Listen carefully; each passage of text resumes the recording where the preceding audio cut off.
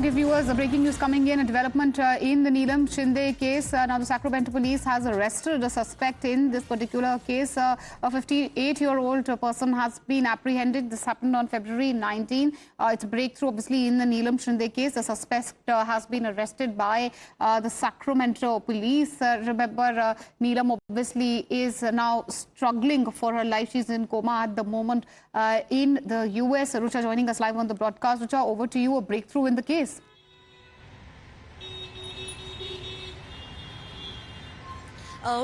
The police from US has already arrested the accused who hit Neelam and was on run for many days. Now it's been almost 14 days since the accident took place, and Neelam is going through severe injuries, and she is currently in coma in critical condition, and her family is also trying to be there in the US as they have received letter from the hospital where Neelam is admitted, as well as from the US police asking them to be there in US as their blood relatives. Now, to go further in the investigation or to take any action against this accused, the family has to be there in person for filing reports and for other legalities, and as well as for the further surgeries that will be conducted, that will be taken on Neelam Shinde.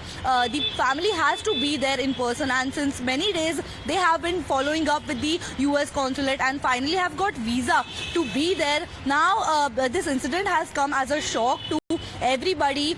Many students go abroad for the further studies, and Neelam was in fact for 4 years she was studying there. She was just pursuing last year of her MS in the US, California, and while she was riding a bicycle, she was just walking on the road for a while, and at the moment she was hit by a four-wheeler, and she was severely injured. She almost lost her legs and hands.